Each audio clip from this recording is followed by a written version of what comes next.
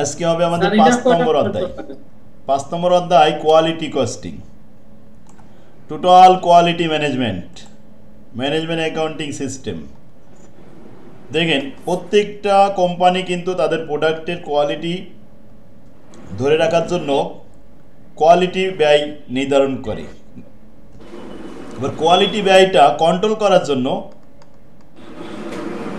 ধাপে ধাপে কোন জায়গায় কত কোয়ালিটির ব্যয় হবে সেগুলো স্টেপ বাই স্টেপ দেখাই। সাউন্ড করেন না।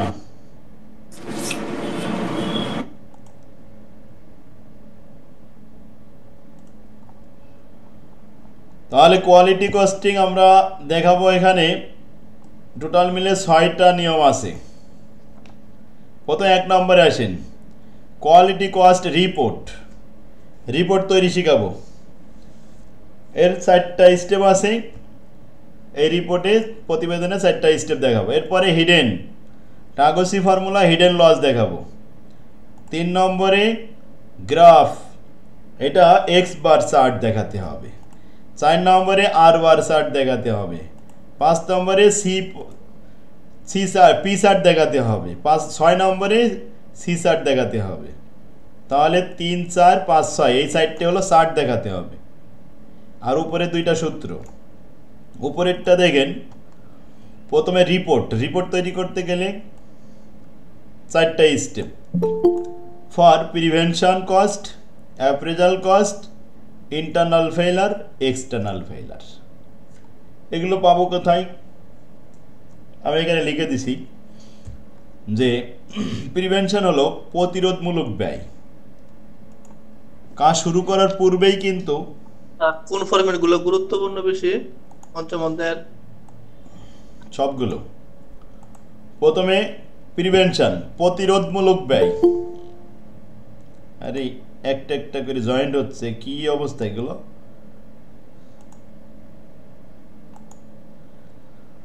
প্রতিরোধমূলক ব্যয়গুলোর মধ্যে কি কি আসে দেখেন।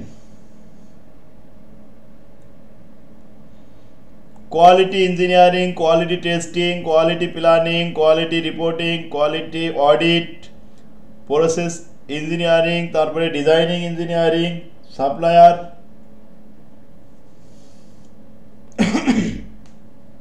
ডিজাইন সিস্টেম, যতগুলো আছে প্রথম শুরুতে সব মিলাই 12টা আইটেম। এই 12টা আইটেমের কোনো একটা আইটেম আসলে আমরা সেটা প্রিভেনশনে দেখাই দেব। 2 নম্বরে হলো অ্যাপ্রেজাল, মূল্যায়ন। কাজ চলাকালীন সময়ে কিন্তু মাঝে মাঝে তদারক করতে হয়, অডিট করতে হয়, ইন্সপেকশন করতে হয়, এগুলো সব মূল্যায়ন। তো inspection cost, inspection and testing, packing. তারপরে আছে প্রোডাক্ট টেস্টিং, সুপারভাইজার মানে সুপারভাইজিং করা, অডিট করা, এগুলো সব চেকিং করা। এ হলো আমাদের অ্যাপ্রেজালের মূল্যায়নের মধ্যে পড়ে।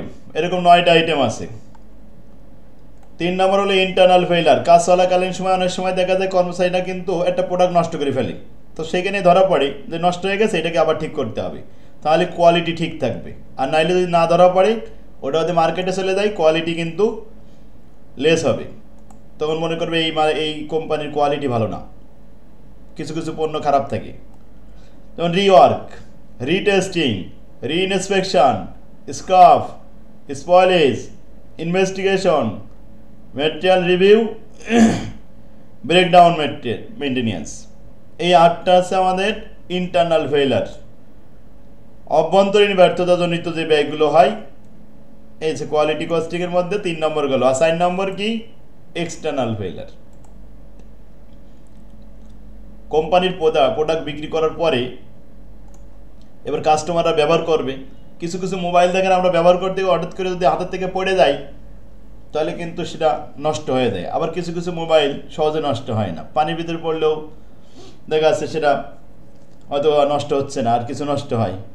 তো যেগুলো নষ্ট হয়ে যায় এগুলো আবার ওয়ারেন্টি কস্ট আছে। তো এক্সটার্নাল ফেলার হলো বাইরে যাওয়ার পরে যেগুলো নষ্ট হয়, ওইগুলো আবার একটু আমাদের কন্ট্রোল করতে হয়। তো product liability, repairs, product recall, liability claim, customer support, warranty claim. Return and allowance. এরপরে ওয়ারেন্টি কস্ট, এই যে ওয়ারেন্টি ক্লাইম দেওয়া আছে। 7টা আইটেম হলো আমাদের এক্সটার্নাল ফেলার। দেখেন এরকমভাবে আসবে, একটা চার্ট দেবে, দিয়ে বলবে ক্লাসিফাই দেখাও, কোনটা কোন শ্রেণীর, 4 ভাগে ভাগ করে দেখাতে হবে। From the following information classify the quality cost as prevention cost, appraisal cost, internal ফেলার অ্যান্ড এক্সটার্নাল ফেলার। আইটেম আছে 1 2 3 4 5 6 7 8 9টা। এই 9টা আইটেম কপি করে পেস্ট করবেন, পার্টিকুলারে লিখে ফেলবেন, এই 9টা আইটেম লিখলাম। আর কলাম লিখতে হবে 4টা, প্রিভেনশন, অ্যাপ্রেজাল, ইন্টারনাল, এক্সটার্নাল। উপরে লিখে দিয়েছে যে আমাদের এই 4 ভাগে ভাগ করো। এখন আসেন, প্রথম আইটেমটা ছিল কোয়ালিটি প্ল্যানিং। তো প্ল্যান করা হয় তো তৈরি করার আগেই, এটা আমাদের প্রিভেনশন। যেমন দেখা যাচ্ছে একটা বাড়ির প্ল্যান করবেন, একটা ইঞ্জিনিয়ার নিয়ে আসবেন, ইঞ্জিনিয়ার নিয়ে এসে এই বাড়ির প্ল্যান করতে হবে, 4তলা 6তলা বিল্ডিংয়ের একটা প্ল্যানিং। ইঞ্জিনিয়ারকে 50,000 টাকা দিতে হবে, কেন ইঞ্জিনিয়ার না নিয়ে এসে নিজেরা করা যাইতো না? নিজেরা করলে পরবর্তীতে যে সমস্যা হতে পারে, যে ঝামেলা মেটাতে গেলে দেখা যাচ্ছে 1 লাখ টাকার বেশি ব্যয় হতে পারে, অথচ ইঞ্জিনিয়ার নিয়ে এসে আমরা 50,000 টাকা বিল দিয়ে ঝামেলা মুক্ত থাকলাম। এই জন্য প্রিভেনশন, এটা হচ্ছে প্রতিরোধমূলক ব্যয়। এরপরে রিপেয়ার আছে। রিপেয়ার হয় কখন? যখন এক্সটার্নাল বাইরে চলে গেছে মালটা, তারপরে নষ্ট হয়ে গেছে, সেটা আমাদের ফেরত আসছে, সেটা হলো রিপেয়ার। রিপেয়ার করে আবার পাঠাবো মার্কেটে। কোয়ালিটি ইঞ্জিনিয়ারিং, ইঞ্জিনিয়ার সাইড বললেই আপনার প্রিভেনশন। ওয়ারেন্টি কস্ট, ওয়ারেন্টি হয় কখন? এক্সটার্নাল বাইরে চলে যাওয়ার পরে, তারপরে ওয়ারেন্টি গ্যারেন্টি। তো ওয়ারেন্টির ঘরে আমরা ওই এক্সটার্নালের ঘরে দিলাম। টেস্টিং, টেস্ট হয় কিন্তু অ্যাপ্রেজাল, মূল্যায়ন। কাজ চলাকালীন সময়ে অ্যাপ্রেজাল হয়, টেস্ট করা হয় যে ঠিক আছে কিনা, মাঝে মাঝে চেক করতে হয়। কোয়ালিটি অডিট, এখন অডিটে আসে কারা? যে ইঞ্জিনিয়ার আমাদের টার্গেট দিয়ে গেছে, প্ল্যান করে দিয়ে গেছে, উনি কিন্তু মাঝে মাঝে অডিটে আসে। তারপরে ইন্সপেকশন কস্ট, এটা অ্যাপ্রেজাল। চেকিং, অ্যাপ্রেজাল, মূল্যায়ন, এসব মূল্যায়নের মধ্যে। রিওয়ার্ক, ইন্টারনাল ফেলার রিওয়ার্ক হয়। বাস, আর কোনো আইটেম নেই, এই যোগ করে ফেললাম, অঙ্ক হয়ে গেল। এই ক্লাসিফাই দেখালাম, ক্লাসিফিকেশন 4টা। এর মধ্যে ইম্পর্টেন্ট দিছিলাম কোনটা দেখেন তো? 1 নম্বর ফরম্যাটে 4 নাম্বারটা দেখেন। ফ্রম দ্য ফলোইং ইনফরমেশন, এগুলো কিন্তু সব একই অঙ্ক, জাস্ট 4 নম্বরটা এটা বোর্ডে আসছিল তাই আমরা এখানে দিলাম। ইম্পর্টেন্ট ইনফরমেশন আছে। 2 নম্বরের নিচে যে ওই যে পার্সেন্ট ওগুলো বের করছে স্যার, ওইটা কোশ্চেনটা বলেন। পার্সেন্টেজটা বলে দিয়েছে, পার্সেন্টেজ বের করতে। ক্লাসিফাই কস্ট বাই ক্যাটাগরি, প্রথম ক্লাসিফাই করতে হবে। অ্যান্ড এবং এখানে এক্সপ্রেস করতে হবে each category as a percentage of sale, sale দিয়ে ভাগ করে শতকরায় দেখাও প্রত্যেকটা ক্যাটাগরির কস্ট। এই প্রস্থের জন্য পার্সেন্টেজ দেখাতে হবে। তো আমাদের এখানে 4টা ব্যয় 4 রকম হয়েছে না, এই 4 রকম ব্যয়কে ভাগ করতে হবে সেল দিয়ে। এবং সেল কত? প্রস্থে দেওয়া রয়েছে 50 লাখ। এই 50 লাখ টাকা সেল, এটা দিয়ে ভাগ করতে হবে। 75,000কে ভাগ করে 100 দিয়ে গুণ করলাম। এরপরে 80,000কে ভাগ করে 100 দিয়ে গুণ করলাম। এরপরে 2,50,000কে ভাগ করে 100 দিয়ে গুণ করলাম। এই যে পার্সেন্টেজ, বুঝতে পারছেন? জি স্যার। এখন রিপোর্ট দেখাতে হবে। Following information report the prepare a quality cost Alton limited. যেমন আইটেম আছে টেস্টিং, কোয়ালিটি ইঞ্জিনিয়ারিং, রিওয়ার্ক 3 টাকা পার ইউনিট। তারপরে quality audit, inspection cost, checking cost, তারপরে কোয়ালিটি প্ল্যানিং, রিপেয়ার 10,000 টাকা, ওয়ারেন্টি 35,000 টাকা, production and sale were 50,000 unit 100 টাকা করে। এটা আমাদের সেলের সাথে সম্পর্ক আছে, তখন এটা সেল দেখাবো একসাথে গুণ করে। তাহলে সেলের আগে যতগুলো, এগুলো সব আমাদের 4 ক্যাটাগরিতে ভাগ করতে হবে। তো আইটেমগুলো প্রথম পার্টিকুলারে লিখে নিলাম। এরপরে কলামে আসেন প্রিভেনশন, অ্যাপ্রেজাল, ইন্টারনাল ফেলার, এক্সটার্নাল ফেলার। আচ্ছা, টেস্টিং এটা কিন্তু অ্যাপ্রেজাল, মূল্যায়ন। কোয়ালিটি ইঞ্জিনিয়ারিং এটা কিন্তু প্রিভেনশন, প্রতিরোধমূলক ব্যয়। ফ্যাক্টরি রিওয়ার্কটা হয় ইন্টারনাল ফেলারে। পার ইউনিট 3 টাকা বলেছিল, 50,000 ইউনিটের সংখ্যা দেওয়া রয়েছে, তাহলে 3 × 5 = 1.5 লাখ টাকা। যেটা পার ইউনিট আছে সেটার সাথে ওই 50,000 গুণ করতে হবে। এরপরে অডিটটা হচ্ছে প্রিভেনশন। ইন্সপেকশন হলো অ্যাপ্রেজাল। এরপরে চেকিং, অ্যাপ্রেজাল। কোয়ালিটি প্ল্যানিংটা তো প্রথমে প্রিভেনশন। রিপেয়ার্স চলে যাবে এক্সটার্নাল ফেলারে, ওয়ারেন্টি চলে যাবে এক্সটার্নাল ফেলারে।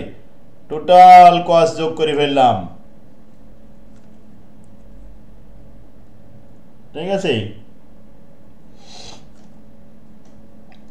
এখন আসেন প্রোডাকশন অ্যান্ড সেল ইউনিট দেওয়া রয়েছে 50,000। এখন এটা পার্সেন্টেজ দেখাতে কিন্তু সরাসরি বলে দেয়নি। উপরে বলছে prepare the quality cost অল্টন company. আচ্ছা, এখানে রিপোর্ট করেছে, কোয়ালিটি কস্ট দেখাতে বলছে। যেহেতু সেল দেওয়া আছে আমরা পার্সেন্টেজটা এখানে দেখাতে পারি। তবে 3 নম্বরে যেমন সরাসরি বলেছিল পার্সেন্টেজ করো, ওইভাবে সরাসরি প্রস্তুত করিনি। এখন আমরা যে কস্টগুলো দেখলাম এইগুলো সব যোগ করে দেখলাম কত হয়েছে, 3,32,000 টাকা টোটাল কোয়ালিটি কস্ট। এবার শতকরা হার দেখালাম, সেল হয়েছে 50 লক্ষ টাকা। Percentage of total quality cost 3,32,000 divided by 50 লক্ষ ইন্টু 100, 4.64%। দেখেন কোয়ালিটি ঠিক রাখার জন্য আমাদের ব্যয় বিক্রয়ের উপরে হয় 6.64%। আচ্ছা স্যার, মানে 5% যা করছে যে কেন এই উপর লাইনটার জন্য লেখা আছে তাই না স্যার? হ্যাঁ, উপর লাইনটা লেখা থাকলে তখন এরকম করব, আর না হলে ওই আগে যেরকম দেখাইছে 1 নাম্বারটা ওরকম হবে না। শুধু টোটাল পর্যন্ত শেষ হয়ে যাবে। আচ্ছা, এখানে আমাদের 1 নম্বর ফরম্যাটে আর কি ইম্পর্টেন্ট ছিল, এটা ছিল 6। জি স্যার। 6 নম্বরে আসেন ডিউরিং 2007 এবং 2008 একসাথে দেওয়া হয়েছে। Norton company reported the sale 1,80,00,000 per year. Listed the following quality cost for 2 year. 2 বছরের কোয়ালিটি কস্টও দেওয়া হলো। Assuming that all change is the quality cost are due to quality improvement. আমার বইয়ের মধ্যে নাই স্যার, একটু স্ক্রিনশট দিলে হবে। 6-7 10টা পেজ নাই স্যার, 688 থেকে 697 পর্যন্ত নাই। 690 থেকে স্যার দিছিলেন আপনি আগে দেখেন স্যার, পিডিএফ করে দিয়ে দিয়েছে। আজকেও দিছি মানে দুইবার, আজকেও দিছেন স্যার। এই যে এখন আবার দিলাম 6-7টা মনে হয়। এই পেজটা যার জন্য নিতে বলেছিলাম এখান থেকে। দেখেন তাহলে আমাদের এখানে 2টা বছর 7 সাল এবং 8 সাল দেওয়া রয়েছে। 7 সাল এবং 8 সালের কয়টা আইটেম, এই মোট 4টা, আর রিটেস্টিং আছে, কোয়ালিটি টেস্ট ট্রেনিং আছে 6, 8, 10, 11টা আইটেম দেওয়া আছে।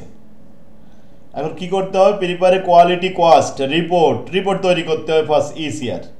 তা 2টা ইয়ারে রিপোর্ট দেখাতে হবে। রিপোর্ট দেখালেই তো আমাদের 4টা ক্লাসিফাই করা লাগবে। ক্লাসিফাই উপরে দেখালে 2টা ছক করা লাগতো, এখানে নিচে দেখানো হয়েছে প্রিভেনশনে। তো প্রিভেনশনে একটা আইটেম আসছে কোয়ালিটি ট্রেনিং। 2টার 7 সালে 1,20,000, 8 সালে হচ্ছে 3 লাখ। আচ্ছা, এরপরে অ্যাপ্রেজালে আছে 4টা আইটেম। একটা আইটেম আবার 7 সালে ছিল না, প্রসেস অ্যাকসেপ্টেন্স এটা। তো এই মোট 4টা আইটেম যোগ করে হয়েছে 7,80,000, আর এটা হয়েছে 12,60,000। শুধু টোটালগুলো দেখাবো, এরপরে পার্সেন্টেজ আমি পরে দেখাচ্ছি। ইন্টারনাল ফেলারের ভিতরে ছিল ইন্সপেকশন, রিটেস্টিং, রিকল থাকলো সেটা আসতো। এখানে দুটো মিলে হয়েছে 7,35,000 আর 2,55,000। এক্সটার্নাল ফেলারের ভিতরে আছে রিকল, আচ্ছা loss lost sale estimated sale আর সেল করে লস হয়েছে, বাইরে বিক্রি করার পরে লস হয়েছে, এটা এক্সটার্নাল। তার মোট টোটালি তিনটে যোগফল হয়েছে 19,95,000, আর এটা হচ্ছে 11,85,000। এখন আসেন সেল, সেল দিয়ে ভাগ করতে হবে। সেলটা প্রশ্নে সাপ্লাই দেওয়া হয়েছে, সেল হয়েছে আমাদের 1,80,00,000।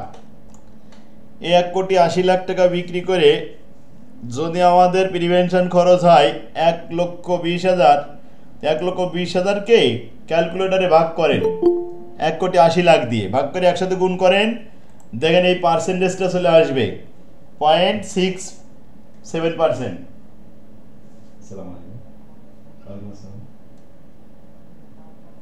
হ্যাঁ, যেমন ক্লাস নিচ্ছে তাড়াতাড়ি বলেন কোন ইয়ারে পড়তে আরে কি আপনি অ্যাডমিন করতে পারেন? আচ্ছা, এই নাম্বারটা হোয়াটসঅ্যাপে চেক করেন, চেক করে একটা মেসেজ দিয়ে রাখেন, আমি ব্যাক করব। আসসালামু আলাইকুম। তাহলে দেখেন 1,80,00,000 দিয়ে ভাগ করলে কি মেলে 0.67। জি স্যার। আচ্ছা, এটা 7,80,000কে 1,80,00,000 দিয়ে ভাগ করেন, 100 দিয়ে গুণ করলে 4.33 আসবে। তার মানে প্রত্যেকটা আইটেমকে আমরা 1,80,000 দিয়ে ভাগ করব, 1,80,00,000 দিয়ে 100 দিয়ে গুণ করব, এই পার্সেন্টেজগুলো আসবে শতকরা হার। 2 নম্বরে আবার এটা কি চাইছিল দেখেন, বলছে how much were the additional resource invested in prevention and appraisal activity from 1 year to the next year.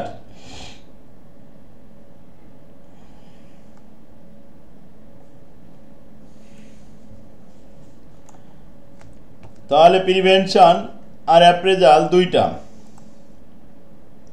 Prevention 8 সাল এবং 7 সাল, আর অ্যাপ্রেজাল দেখালাম 8 সাল এবং 4 সাল। তো দুইটা 8 সালের দুইটা যোগ করি, প্রশ্নটা কি চাই?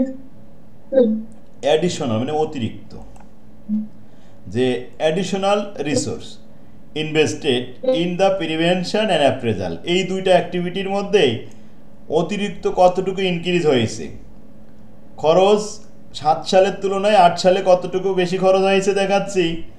যে প্রিভেনশনে আমাদের 8 সালে 3 লাখ, যা 7 সালে ছিল 1,20,000, আর অ্যাপ্রেজালে ছিল 12,60,000 হয়েছে, যা আগে ছিল 7,80,000।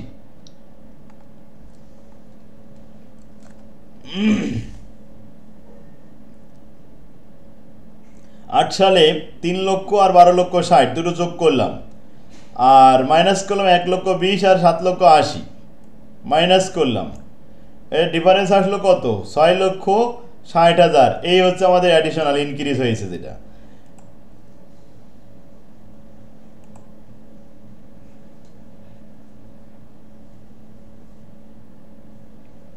এবার ফেলার কস্ট, ফেলার কস্ট হচ্ছে এক্সটার্নাল এবং ইন্টারনাল। 8 সালে এক্সটার্নাল কত আর ইন্টারনাল কত? ইন্টারনাল হচ্ছে আমাদের 2,55,000, এখানে ছিল 7,35,000, পরে আরো কমে গেছে। এক্সটার্নাল ফেলার 19,65,000 ছিল, পরে 11 লক্ষ হয়েছে। তাহলে 8 সালে দুইটা ফেলার কমে গেছে, আগে একটু ফেলারের খরচ বেশি ছিল। তো 8 সাল লিখলাম, এই দুইটা ছোট আছে, দুটো যোগ করে 14,40,000, আর 7 সালে একটু বেশি ছিল ইন্টারনাল ফেলার, এক্সটার্নাল ফেলার 27 লক্ষ। 27 লক্ষ থেকে 14 বাদ দিলে মাইনাস 12,60,000 অ্যান্সার। তাহলে অ্যাপ্রেজাল আর প্রিভেনশন দুইটা দেখেছি পজিটিভ হয়েছে, আর ফেলার দুইটা নেগেটিভ হয়েছে। খরচ কমে যাওয়া মানে ভালো, এটা ভালো মন্দ আর কিছু না, যা শুধু সরাসরি অ্যামাউন্টগুলো লিখে দিতে হবে, এর কোনো মন্তব্য স্যার কমেন্টটা কি দিতে হবে? হ্যাঁ, কমেন্ট ওই প্রথমে আছে 12,60,000 টাকা, 12,60,000 টাকা বেনিফিট হয়েছে, খরচ কমে গেছে মানে বেনিফিট, আর ওটা খরচ বৃদ্ধি পেয়েছে তার মানে ওটা আমাদের বেনিফিট কম হয়েছে, ইনভেস্টমেন্ট কস্ট। 6,60,000 টাকা ইনভেস্টমেন্ট ইস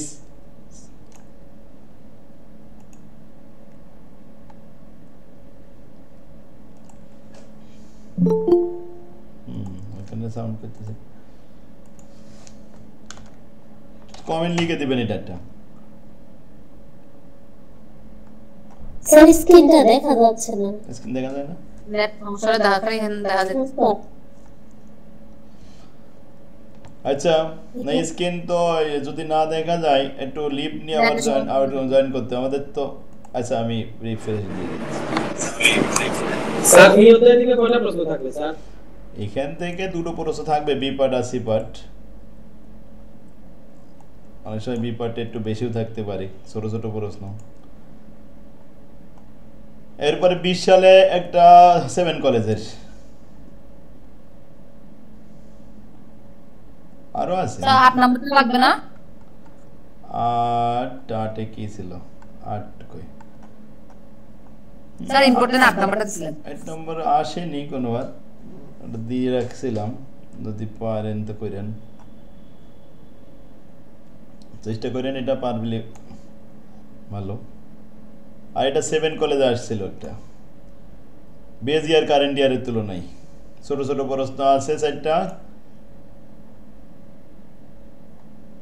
10-এ তো নেই, 10-11 আর আছে নাকি?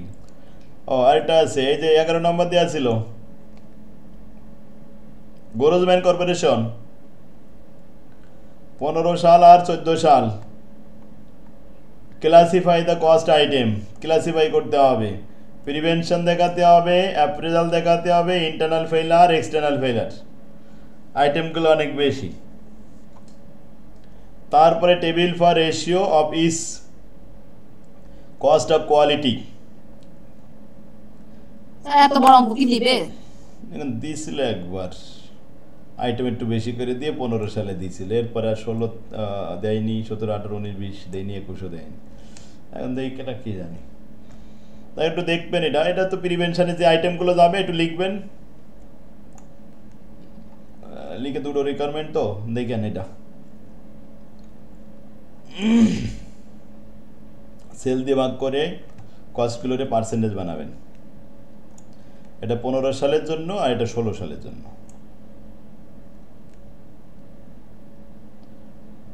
আর 12 করা লাগবে না, 12 বাদ, 13 বাদ, এই 14 নম্বর, এই হ্যাঁ 14 নম্বরটা 20 সালে আসছিল। দেখেন 14 নম্বরে output unit 75,000 unit, 90,000 unit. Output price আছে 1 টাকা, 100 টাকা, 100 টাকা। ইনপুট যেমন ম্যাটেরিয়াল খরচ হয়েছে, ম্যাটেরিয়াল 1 লক্ষ এবং 90,000 টাকা, লেবার কস্ট 25,000 এবং 35,000 টাকা। ইনপুট প্রাইস ম্যাটেরিয়াল 25 টাকা এত কেজি, এই ম্যাটেরিয়ালের কেজি দেওয়া হয়েছে আর এখানে রেট দেওয়া হয়েছে, তাহলে গুণ করলে ম্যাটেরিয়াল কস্ট পাওয়া যাবে। আর লেবারে এখানে ঘন্টা দেওয়া হয়েছে আওয়ার্স, আর এখানে দেওয়া রয়েছে রেট। যাক, গুণ করলে আমরা লেবার খরচ এবং ম্যাটেরিয়াল খরচ পেয়ে যাব। এখন আমাদের করণীয় আছে calculate the quartile operational productivity measure for each year. Productivity দেখাতে হবে। Calculation operational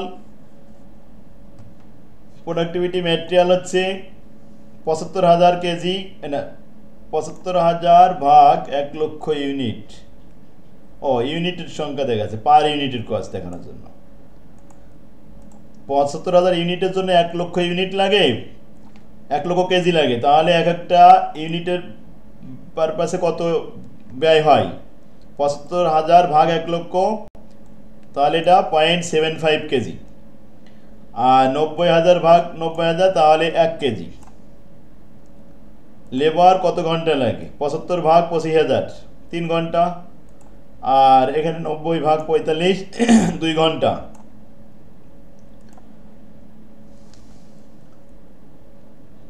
income statement, sell হচ্ছে 100 টাকা করে, 75,000 গুণন 100, 75 লাখ টাকা, 90,000 গুণন 100 তো 90 লাখ টাকা। মেটেরিয়াল কস্ট 1 লক্ষ কেজি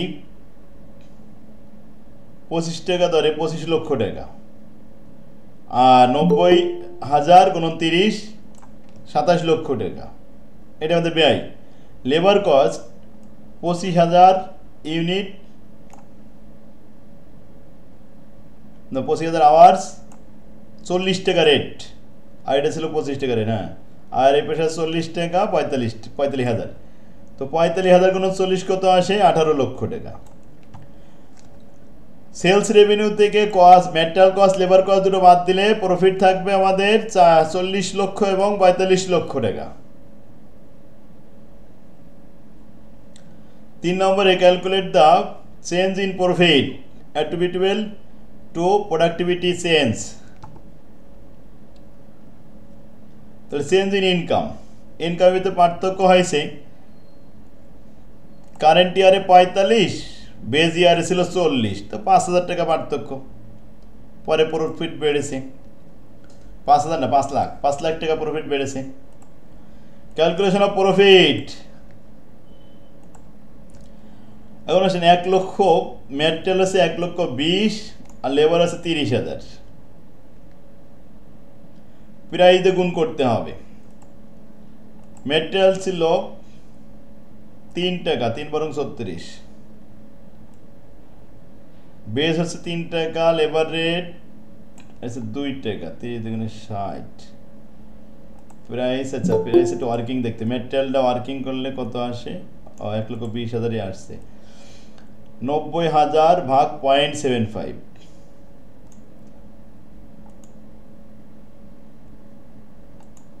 জয়েন্ট হতে মানে অসুবিধা হচ্ছে নাকি? 90,000 ভাগ 0.75, এতে গুণ করলে কত আসে? 1,20,000, আর লেবার আছে 90,000 ভাগ 3, 0.75 দিয়ে গুণ করলাম, 3 দিয়ে গুণ করলাম, ঠিক আছে, তাহলে 30,000 আসে। 1,20,000 আর 30,